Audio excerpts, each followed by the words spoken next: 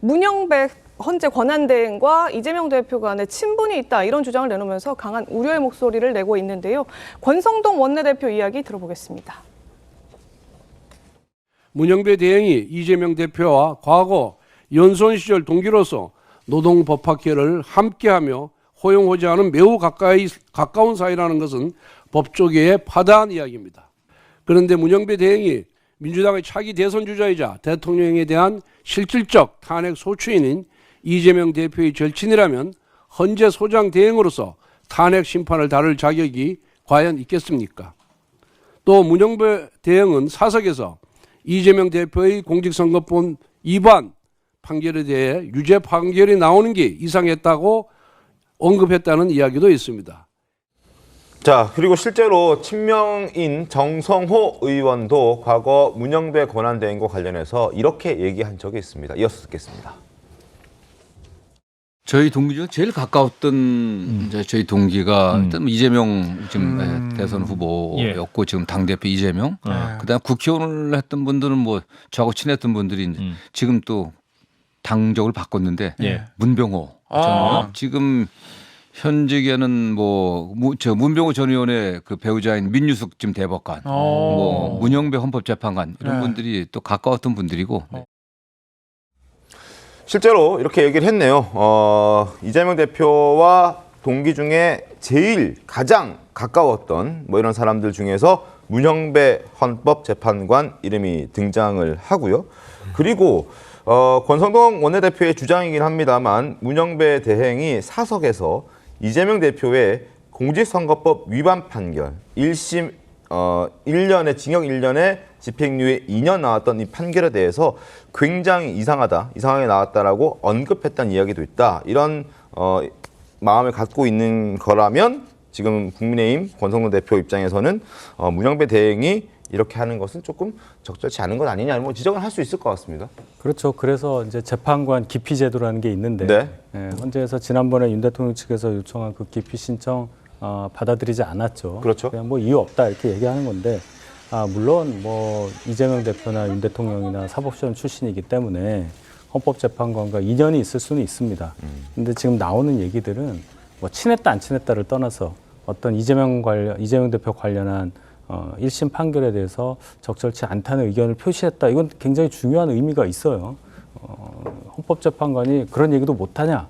그게 아니라 이게 알려졌다는 게 문제라는 거죠. 네네. 그래서 이 가장 중요한 이 대통령을 파면하느냐 마느냐의 여부를 가름할 수 있는 헌법재판관, 그것도 재판소장 권한대행을 맡고 있는 분에 대한 이런 가십성 이런 얘기들이 오고 가는 것은 나중에 헌재가 중요한 결정을 내렸을 경우에 거기에 대해서 국민들이 어떻게 받아들이냐에 대해서 많은 영향을 끼칠 수 있다.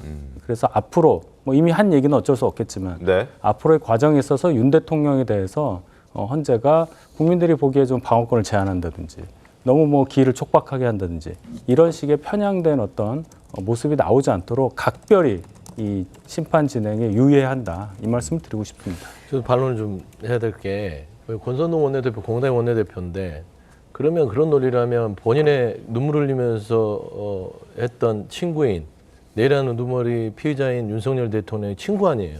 친구가 공당의 원내대표 자격이 있습니까? 그런 식이에요. 그러니까 문영배 헌법재판관의 권한 대행이면 친소관계가 있든 없든 그러면 서울법대 나온 사람들은 다 재판관 그만둬야 돼요. 이해충돌 있잖아요. 대통령이 유명한 헌법재판관 그만둬. 이렇게 너무 좀 유치한 수준의 정쟁으로 들어가는 것은 굉장히 공당의 원내대표 맞지 않고 두 번째, 이건 폭동을 조장할 수 있습니다. 폭동을 조장할 수 있죠. 서부지법 폭도들이 이런 데서 자신감을 얻는 거예요. 예를 들어 문영배 재판관이 이재명 대표와 친분이 있다고 먼저 자락을 깔아놓으면 그 결과에 따라서 예를 들어서 인용을 해요. 그러니까 이 권성동 원내대표의 자락을 근거로 해서 쳐들어가는 겁니다. 문영배 잡아라.